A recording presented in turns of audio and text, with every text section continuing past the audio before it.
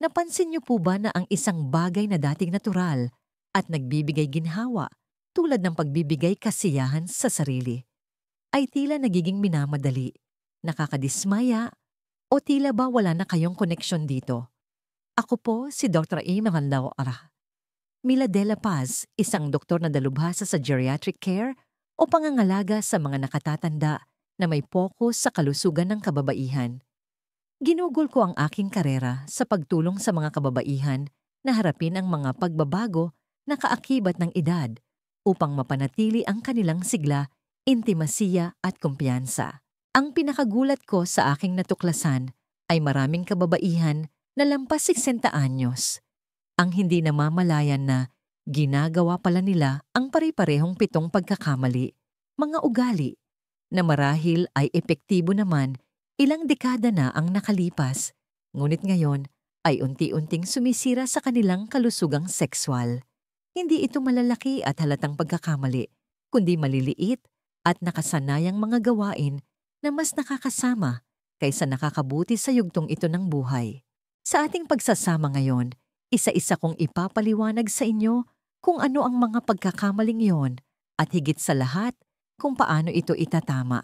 Matututunan ninyo kung paano ibabalik ang sensitibidad, palalakasin ang kasiyahan at muling kumonekta sa inyong katawan sa paraang tunay na makakatulong sa inyo ngayon.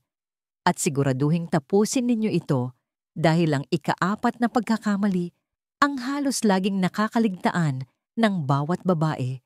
Subalit ito ang maaaring susi upang maibalik ang kasiyahang akala ninyo'y tuluyan nang nawala. Bago tayo magsimula, kung nakikita ninyong may halaga ang ating pag-uusapan, hinihikayat ko kayong mag-subscribe at pindutin ang notification bell para hindi ninyo mapalampas ang mga payong pangkalusugan na partikular na idinisenyo para sa inyo.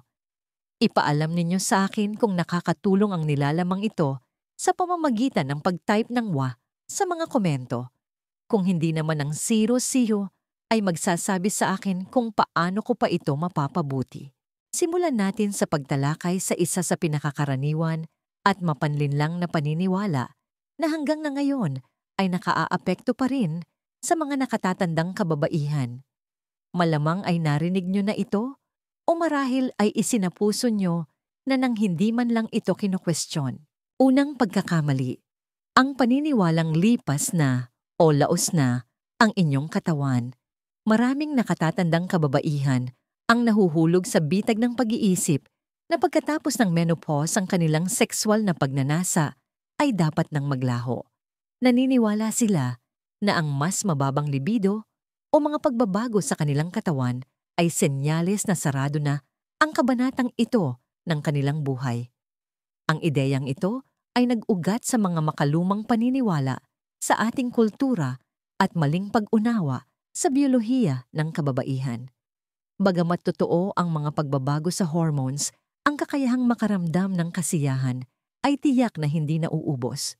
Ang inyong katawan ay dinisenyo para sa isang natural na ritmo ng pagkasabik arousal at pagpapalabas-release. Kapag pinabayaan ninyo ang tungkuling iyon sa paniniwalang hindi na ito para sa inyo, maaari itong magdulot ng pisikal na discomfort, mga issue sa pelvic floor, emosyonal na pagkakawalay at maaari pang mag-ambag sa vaginal atrophy dahil sa kakulangan ng daloy ng dugo. Para sa mga kababaihang lampas 60, ang mga kahihinat ng ito ay hindi lamang abala. Maaari itong maging tunay na mapanganib sa inyong pangkalahatang kalusugan. Bilang isang doktor, idinidiin ko sa aking mga pasyente na ang malusog at katamtamang pagbibigay kasiyahan sa sarili ay lubhang kapaki-pakinabang. Nakakatulong ito na i-regulate ang hormones, suportahan ang kalusugan ng pelvic, bawasan ang tensyon at maaari pang mapabuti ang inyong pagtulog. Ang pagsuko sa inyong sexualidad dahil sa pag-aakalang yon ang dapat ay madalas na nagre-resulta sa kabaligtaran ng magandang pagtanda, pagkadismaya, mababang self-esteem at isang malalim na pagkakawalay sa tunay na pangangailangan ng inyong katawan. Ang pagbibigay kasiyahan sa sarili ay hindi tungkol sa pagbabalik ng inyong kabataan. Ito ay tungkol sa pag-unawa sa ritmo ng inyong katawan, pagrespeto sa mga senyales nito, at paghahanap ng isang malusog at napapanatiling balanse.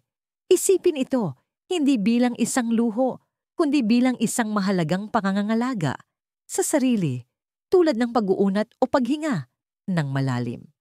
Kapag ginawa ng may kamalayan, maaari itong magbigay sa inyo ng kapanatagan sigla at pakiramdam na mas konektado sa inyong sarili. Ngunit kung kumakapit pa rin kayo sa ideya na tapos na ang panahon ninyo para sa kasiyahan, marahil ay oras na para itanong, ano-ano pang mga makalumang ugali ang maaring tahimik na humahadlang sa aking kasiyahan at kumpiyansa? Maaaring magulat kayo sa susunod na pagkakamali dahil ito ay isang bagay na inuulit ng karamihan sa mga kababaihan nang hindi nag-iisip. Ikalawang pagkakamali. Paggamit ng iisang paraan ng paghipo at teknik sa tuwing umuulit ang rutina ay maaaring maging mapagkukunan ng kapanatagan, lalo na pagdating sa mga personal na gawi na ating nabuo sa loob ng maraming dekada. Ngunit sa pagbibigay kasiyahan sa sarili ang paggamit ng eksaktong parehong uri ng paghipo-presyon at galaw sa bawat pagkakataon ay maaaring unti-unting kumalaban sa inyo. Maraming nakatatandang kababaihan ang nananatili sa kung ano ang pamilyar, hindi namamalaya na ang pagiging predictable na ito ay isang mabilis na daan patungo sa desensitization o pagmanhid at maaari pang makasagabal sa kanilang kakayahang masiyahan sa pakikipag-intimacy sa isang partner. Ang katawan ay napakahusay umangkop. Kung pare-parehong uri ng stimulasyon ang natatanggap nito, nang paulit-ulit na sasanay itong tumugon lamang sa partikular na pattern na yon. Sa paglipas ng panahon, nagiging mas mahirap makaramdam ng kasiyahan, maabot ang sukdulan, o manatiling nakatuon ang isipan. Maaari ninyong maramdaman ang pagkadismaya pagkakawalay o kahit na pagdudahan ang sariling katawan, gayong ang kailangan lamang nito ay kaunting pagbabago para muling magising ang mga pandama. Ang solusyon ay mas simple kaysa sa inaakala ninyo. Subukang pag-iba-ibahin ang presyon mula sa magaan hanggang sa mas mariin. Baguhin ang bilis o ritmo. Mag-eksperimento sa mga bagong galaw, pabilog pagtapik o patagilid, o kahit na gumamit ng mga ligtas at angkop na kagamitan para sa katawan. Hindi ninyo tinatalikuran kung ano ang gumagana. Pinapalawak ninyo ang inyong mga paraan. Ito ay tungkol sa pagpapanatiling aktibo ng inyong nervous system at present ng inyong isipan, kung paanong lumalakas ang inyong mga kalamnan kapag hinahamon ninyo ito ng mga bagong ehersisyo. Ang inyong kakayahang makaramdam ng kasiyahan ay yumayaman din kapag pinapayagan ninyo ang inyong sarili na tuklasin ang mga bagong sensasyon. Ito ay hindi tungkol sa pagiging bago para lang maiba. Ito ay tungkol sa pananatiling nakaayon sa inyong nagbabagong katawan at pagbibigay ng pahintulot sa inyong sarili na mag-evolve kasama nito. Karapat-dapat kayo sa kasiyahang lumalago kasama ninyo hindi naglalaho sa pagtanda. Ngunit may isa pang pagkakamali na mas karaniwan kaysa sa inaakala ng maraming kababaihan, isa na maaaring dahilan kung bakit maraming karanasan ang tila minadali at hindi kasiya siya. Maaaring hindi nyo man lang alam na ginagawa nyo ito. Pag-usapan natin ito sa susunod. Ikatlong pagkakamali. Pagmamadali sa karanasan. Noong ating kabataan, marami sa atin ang natutong bigyan ng kasiyahan ang sarili ng mabilis dahil man sa pangangailangang ilihim ito o dahil lamang sa abalang pamumuhay. Sa paglipas ng mga taon, ang dating minadaling gawain ay maaring maging isang malalim na nakasanayan at diyan nagsisimula ang problema. Ang pagmamadali ay ginagawang mekanikal, ang karanasan isang bagay na hiwalay sa tunay na kasiyahan. Nagiging mas tungkol ito sa pagpapalabas kaysa sa pag-i-enjoy. Para sa mga kababaihang lampas 60, ang ganitong minadaling paraan ay maaaring magnakaw sa inyo ng mas malalim at mas kasiyasyang sensasyon na kaya pa ring maranasan ng inyong katawan. Kapag nagmamadali kayo, Walang sapat na oras ang inyong katawan para unti-unting buuin ang pagkasabik. Ang inyong isipan ay hindi nananatili sa sandaling iyon. Sa halip nagkakarera kayo patungo sa finish line, halos hindi napapansin ang paglalakbay. Sa paglipas ng panahon, maaari itong maging sanhi ng desensitization na mag-iiwan sa inyo ng pakiramdam na kulang o walang emosyon pagkatapos. Ang dating pinagmumula ng koneksyon ay maaring magsimulang maging hungkag. Ang pagbagal sa kabilang banda ay nagbabago ng lahat. Nagbibigay ito sa inyong katawan ng puwang upang magising. Inaanyayahan nito ang inyong nervous system na lubusang makilahok at pinapayagan nito ang inyong isipan na muling kumonekta sa bawat sensasyon. Ang mga simpleng gawain tulad ng malalim na paghinga, intensyonal na paghipo, at pagpapabagal ng tempo ay maaring magbago ng isang ordinaryong sandali tungo sa isang bagay na tunay na nag-aalaga at makapangyarihan. Ang kasiyahan ay hindi lamang tungkol sa sukdulan.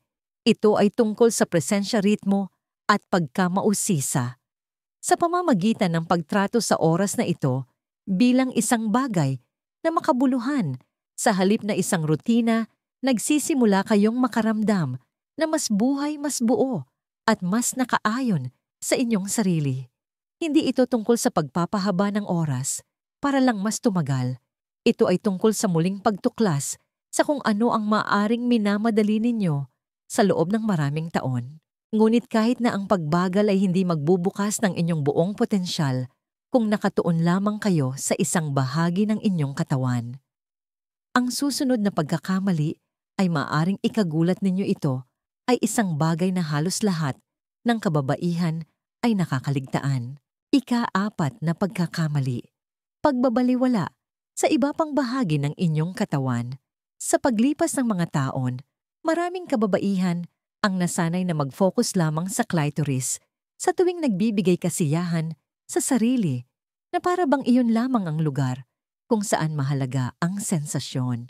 Ngunit ang totoo, ang inyong buong katawan ay isang malawak na tanawin ng mga nerve endings at pleasure zones na kapag ginalugad ay maaaring ganap na magpabago sa inyong karanasan. Sa pamamagitan ng paglilimita ng stimulasyon sa isang lugar lamang, pinapalampas ninyo ang buong spektrum ng pisikal at emosyonal na kasiyahan na maiaalok ng inyong katawan kahit na lampas 60 na. Ang inyong mga panloob na hita inyong mga dibdib, ang ibabang bahagi ng inyong tiyan ng inyong leeg, at ang buong paligid ng ari vulva. Hindi lamang ang dulo nito ay pawang mga rehiyon na maaaring magpataas ng pagkasabik at magpalalim ng inyong koneksyon sa sandali. Ang mga lugar na ito ay hindi lamang nag-aalok ng pisikal na sensitibidad. Tinutulungan din kayo nitong maging mas present, mas nakaayon sa inyong buong katawan at mas may kamalayang emosyonal. Ang paggalugad gamit ang banayad na paghipo, masahe o kahit na pagbabago ng temperatura ay hindi mga walang kabuluhang luho. Ito ay mga pintuan patungo sa mas malaking kasiyahan. Ang pag-e-engage sa inyong buong katawan ay nakakatulong na sirain ang mga nakasanayang rutina at lumikha ng isang mas mayaman at mas buong karanasan. Ito ay hindi tungkol sa pagiging eksperimental o kakaiba. Ito ay tungkol sa pagbibigay galang sa pagiging komplikado ng inyong katawan at pagpapahintulot sa inyong sarili na maranasan ito ng lubusan. Kayo ay hindi lamang isang bahagi. Kayo ay isang kumpletong sistema ng mga sensasyon, emosyon at kamalayan. Kapag pinasigla ninyo ang kabuuan ang inyong pakiramdam ng kasiyahan, ay natural na lumalago. Ngunit kahit na ginalugad ninyo ang mas maraming bahagi ng inyong katawan, ang paraan mismo ng inyong paghipo ay maaaring gumawa ng lahat ng pagkakaiba. At may isang karaniwang pagkukulang na tahimik na binabawasan ng ginhawa at sensitibidad para sa hindi mabilang na kababaihan. Ito ay isang bagay na napakasimple ngunit madalas na binabaliwala. Tuklasin natin ito sa susunod. 5 pagkakamali, hindi paggamit ng lubrikant. Habang tumatanda ang mga kababaihan, ang mga natural na pagbabago sa katawan lalo na ang pagbaba ng estrogen pagkatapos ng menopause ay nagdudulot ng pagnipis pagkatuyo at pagiging mas delikado ng mga tissue sa ari at paligid nito. Gayunpaman maraming kababaihan ang patuloy na nagbibigay kasiyahan sa sarili nang hindi gumagamit ng anumang lubricant, madalas dahil sa nakasanayan o sa paniniwalang hindi ito kailangan. Ang totoo, ang hindi paggamit ng lubricant ay maaaring makabuluhang limitahan ang inyong ginhawa at kasiyahan. Ang tuyong pagkikiskisan ay maaaring magdulot ng iritasyon at kahit na maliliit na sugat sa balat na hindi nakikita ng mata, microscopic skin tears na nagbabawas ng sensitibidad sa paglipas ng panahon. Ang paggamit ng dekalidad at ligtas sa katawan na lubricant ay maaaring ganap na magpabago sa inyong karanasan. Nagbibigay daan ito para sa mas makinis at banayad na paggalaw, binabawasan ang panganib ng discomfort at maaaring muling gisingin ang mga nerve endings na maaaring nanahimik na. Ang isang mahusay na lubricant ay maaaring magpahaba ng parehong durasyon at kalidad ng inyong kasiyahan. Para sa mga kababaihan na maaaring may paninigas ng kasukasuan o nabawasang liksi ng kamay, ang lubricant ay maaaring bawasan ng pagsisikap na kinakailangan na ginagawang mas madali at mas kasiya siya ang karanasan sa pangkalahatan. Walang anumang dapat ikahiya sa paggamit ng mga kagamitan na sumusuporta sa nagbabagong pangangailangan ng inyong katawan. Kung paanong nagsusuot tayo ng salamin sa pagbasa upang makakita ng mas malinaw o bumibili ng mga sapatos na may suporta upang makagalaw ng madali ang lubricant, ay isa lamang anyo ng pangangalaga sa sarili. Ito ay hindi senyales ng problema. Ito ay tanda ng karunungan. Ang pagyakap dito ay maaaring magparamdam sa inyo na mas konektado, mas buhay, at mas may kontrol sa inyong kalusugang sexual. Ngunit kahit na may mga tamang kagamitan, maraming kababaihan ang pinipigilan pa rin ng isang bagay na mas makapangyarihan kaysa sa mga pisikal na limitasyon. Wala ito sa katawan, nasa isipan ito. At maliban kung ito ay matutugunan, maaari nitong tahimik na sirain kahit ang pinaka-intensyonal na pagsisikap tungo sa kasiyahan. Ano ito malalaman ninyo? Ika-6 na pagkakamali. Pagkakaroon ng hiya o konsensya sa ginagawa.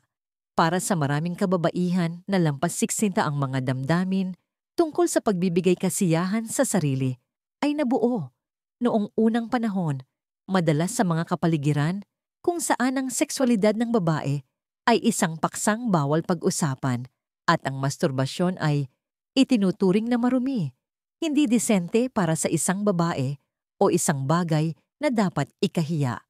Kahit ngayon ilang dekada na ang lumipas ang mga tahimik at nagtatagal na mensaheng iyon ay maaari pa ring lumitaw.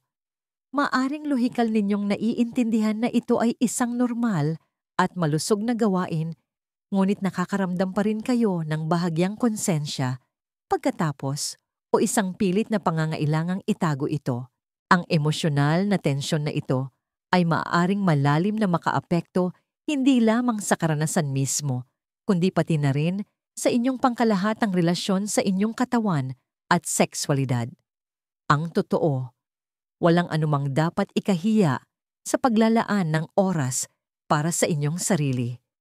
Sa katunayan, kapag ginawa ng may intensyon at pangangalaga ang pagbibigay kasiyahan sa sarili, ay maaaring maging isang makapangyarihang paraan ng emosyonal na kapanatagan, pag-alis ng stress at maging ng koneksyon sa sarili. Ito ay isang sandali ng paggalang sa sarili, hindi isang nakukonsensyang luho. Patuloy na ipinapakita ng mga pag-aaral na ang regular na pagbibigay kasiyahan sa sarili sa mga nakatatanda ay may kaugnayan sa mas mahusay na pagtulog, pinabuting mood na bawasang pagkabalisa at mas malaking kumpiyansa sa sarili. Gayunpaman, wala sa mga benepisyong ito ang maaring lubusang matamasa kung ang konsensya ay bumabalot sa karanasan. Ang pagpapakawala sa hiya na iyon ay nagsisimula sa paghamon kung saan nagmula ang mga lumang paniniwalang iyon. Sadyang sa inyo ba iyon? o itinuro ba sa inyo ng iba? Kapag sinimulan ninyong baguhin ang pananaw sa pagbibigay kasiyahan sa sarili, hindi bilang isang lihim na ugali, kundi bilang isang natural at malusog na paraan ng pangangalaga sa sarili, nagbabago ang lahat. Karapat-dapat kayong makaramdam ng kapayapaan, ginhawa at pagmamalaki sa pag-alam na inaalagaan ninyo ang inyong sarili sa isang makabuluhang paraan, gayunpaman ang emosyonal na kalayaan ay bahagi lamang ng equation. Mayroon pang isang huling pagkakamali na madalas hindi napapansin, ngunit maaaring lubhang limitahan ang inyong kasiyahan habang patuloy na tumatanda ang inyong katawan. Karamihan sa mga kababaihan ay hindi man lang namamalayan na ito ay isang option hanggang sa subukan nila ito. At kapag ginawa nila, nagbabago ang lahat. Ikapitong pagkakamali. Pagbabaliwala sa mga kagamitan at pantulong na dinisenyo para sa kababaihang lagpas 60. Habang nagbabago ang katawan sa pagtanda, maraming kababaihan ang nakararanas ng mga pagbabago sa sensitibidad, kakayahan ng kamay, dexterity at tibay ng katawan, stamina. Gayunpaman, sa kabila ng mga natural na pag-unlad na ito, madalas silang nananatili sa parehong paraan ng pagbibigay kasiyahan sa sarili na ginamit nila sa loob ng maraming dekada nang hindi man lang isinasaalang-alang na meron ng mga kagamitan na partikular na idinisenyo upang suportahan at pagandahin ang kanilang karanasan. Dahil man ito sa hiya, hindi pagiging komportable sa ideya o simpleng hindi alam kung ano ang magagamit, ang pagbabaliwala sa mga mapagkukunang ito ay maaaring mga hulugan ng pagkawala ng mas malalim na ginhawa, mas madaling paggalaw at mas malakas na sensasyon.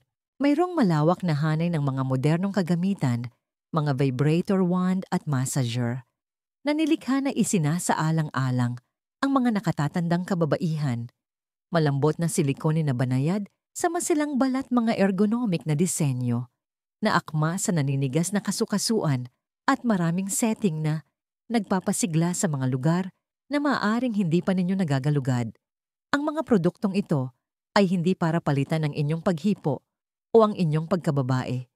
Ang mga ito ay para pagandahin ang inyong koneksyon sa inyong katawan at matalinong umangkop sa mga pagbabago nito sa paglipas ng panahon, kung paanong gagamit kayo ng heating pad para sa pananakit ng walang pag-aalinlangan o mamumuhunan sa mas mahusay na mga gamit sa kusina para makatulong sa paghawak, ang paggamit ng isang mahusay na idinisenyong pantulong para sa pagbibigay kasiyahan sa sarili ay simpleng matalinong pangangalaga sa sarili.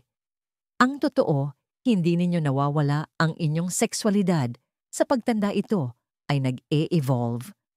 Ang pagyakap sa mga kagamitang ginawa para sa inyong yugto ng buhay ay nagbibigay daan sa inyo na galugarin ang kasiyahan sa mga paraang mas kasiya siya, hindi gaanong nakakapagod at mas naaayon sa inyong kasalukuyang mga pangangailangan. Maaari pa kayong makatuklas ng mga bagong sensasyon na muling magpapaningas ng pakiramdam ng pagkamausisa at sigla na akala ninyo ay matagal nang nawala. Ngunit ang mga kagamitan at teknik ay bahagi lamang ng kwento. Ang tunay na nagpapabago sa inyong karanasan ay ang mindset na dala ninyo rito. At kapag sinimulan ninyong pagsama-samahin ang lahat ng mga pirasong ito, isang pambihirang bagay ang nagsisimulang mangyari. Buuin natin ang lahat. Bagong pananaw at isang kompletong diskarte sa pagbibigay kasiyahan sa sarili. Ang pinakamakapangyarihang pagbabago na maaari ninyong gawin sa yugtong ito ng buhay ay hindi lamang pisikal, ito ay mental. Habang tinatahak ninyo ang inyong 60s at higit pa ang pagyakap sa isang bagong pananaw tungkol sa pagbibigay kasiyahan sa sarili, ay maaaring humantong sa isang mas malalim at mas kapaki-pakinabang na koneksyon sa inyong katawan.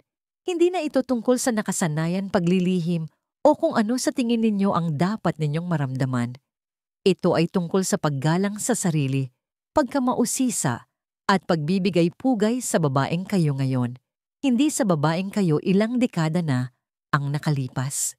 Kapag binitawan ninyo ang mga lumang alamat, nananatiling hiya at makalumang mga teknik, binubuksan ninyo ang pinto sa isang karanasan na maaaring maging pampalusog, pampanumbalik, at maging nakapagpapagaling.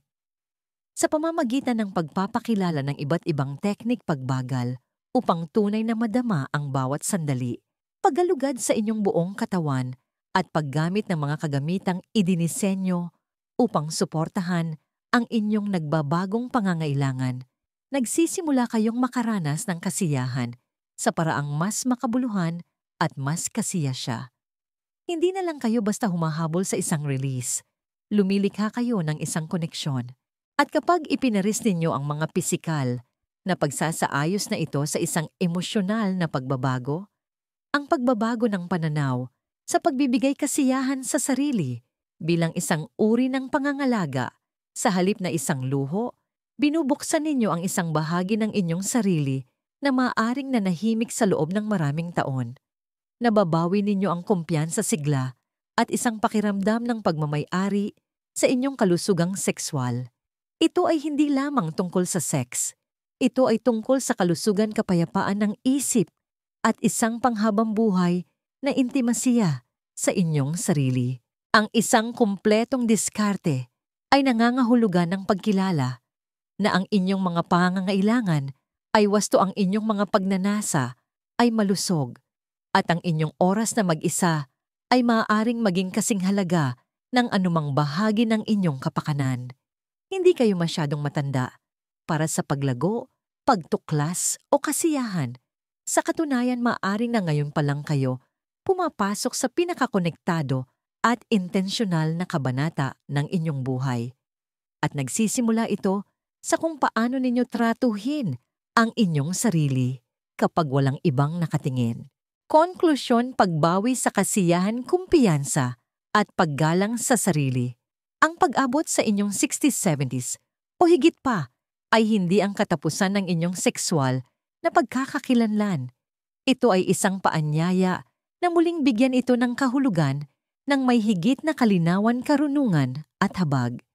Para sa maraming kababaihan, ang pagtanda ay nagdudulot ng tahimik na mga pagbabago sa hormones, sensitibidad at emosyonal na ritmo. Ngunit ang mga pagbabagong iyon ay hindi senyales ng pagkawala ng inyong pagkababae, ng inyong kakayahang makaramdam o ng inyong karapatang makaranas ng kasiyahan. Sa katunayan, kung haharapin ng may katapatan at pag-iingat ang yugtong ito ng buhay, ay maaring maging isa sa pinakamayaman at pinakakasiyasyang kabanata na inyong naranasan. Ang totoo, ang masturbasyon pagkatapos ng siksnado ay hindi isang kilos na pambata. Hindi ito isang bagay na dapat madaliin, baliwalain o ikahiya. Ito ay isang gawa ng pagpapanatili ng koneksyon ng pagbibigay-pugay sa isang katawan na nagdala sa inyo sa mga dekada ng pamumuhay. Ito ay sa madaling salita, isang anyo ng paggalang sa sarili.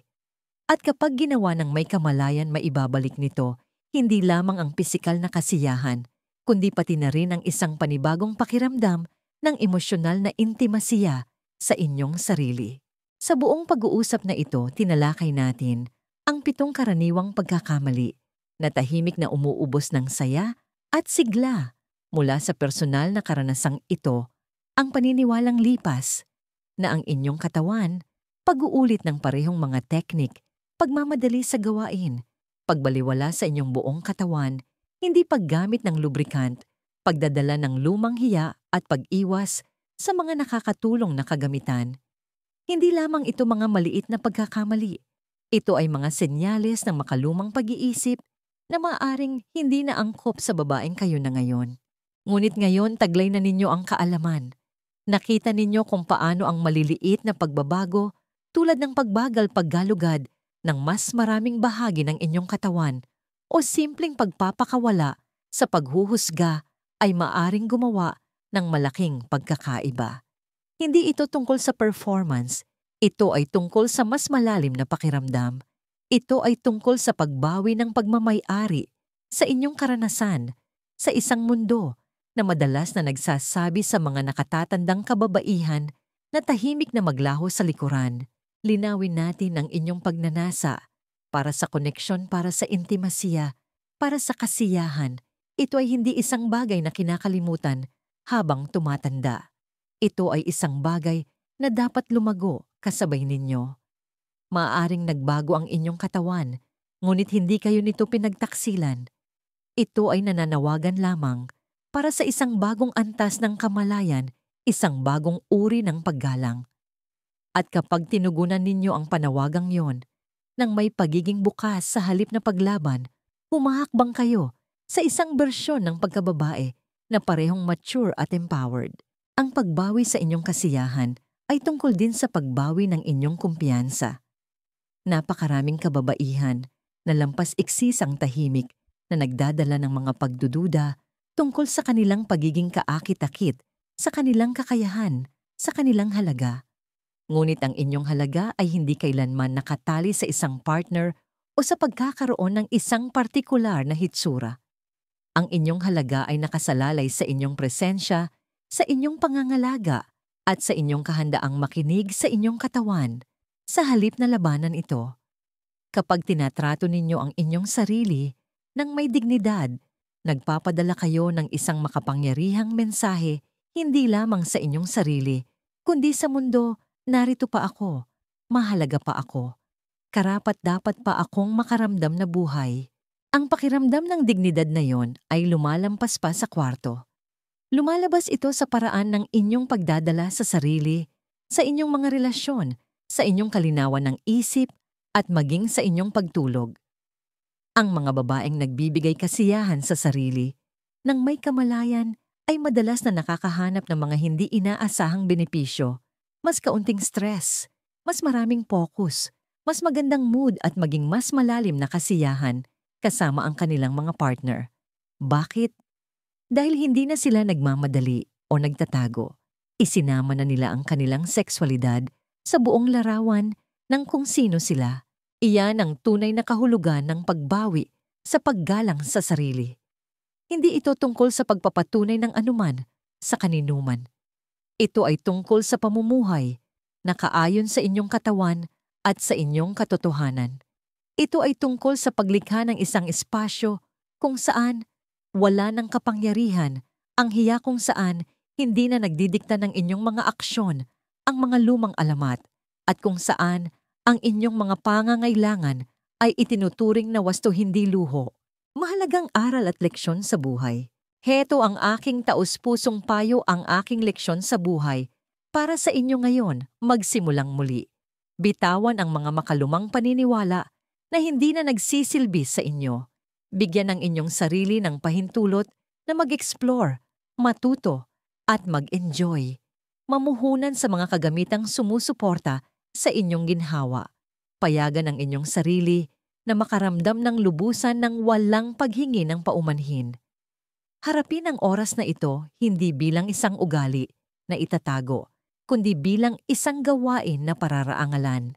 Ginugol ninyo ang mga dekada sa pag-aalaga, sa iba pagtupad sa mga responsibilidad at pagtugon sa mga inaasahan. Ngayon oras na para ibaling ang parehong antas ng pangangalaga sa loob, hindi sa makasariling paraan, kundi sa paraang nagpapalusog ng kaluluwa. Dahil kapag tinatrato ninyo ang inyong sarili nang may ganitong intensyon, lahat sa paligid ninyo ay nagbabago, ang inyong kumpiyansa, ang inyong enerhiya, ang inyong saya. Walang expiration date ang kalusugang sexual, walang huling kabanata kung saan hindi na nabibilang ang kasiyahan. Nagpapatuloy ang kwento at kayo ang may hawak ng panulat. Kung muli ninyong tinutuklas ang mga sensasyong akala ninyo'y nawala na, o ginagalugad ang mga bahagi ng inyong sarili na hindi pa ninyo tunay na kilala, bawat sandali na ginugugol ninyo sa tapat na koneksyon sa inyong katawan ay isang hakbang tungo sa isang mas buo at mas malayang buhay. Kaya't tanungin ang inyong sarili, hindi kung ano ang nawala sa inyo, kundi kung ano pa ang maaari ninyong matamo. Dahil ang totoo, hindi pa tapos ang inyong pinakamagandang yugto. Sa katunayan, papasok pa lamang kayo sa mas malalim na yugto Isang nakaugat, hindi sa performance, kundi sa presensya, hindi sa bilis, kundi sa lalim, hindi sa hiya, kundi sa pagpipitagan. Ang inyong kasiyahan ay wasto. Ang inyong kumpiyansa ay sa inyo upang bawiin.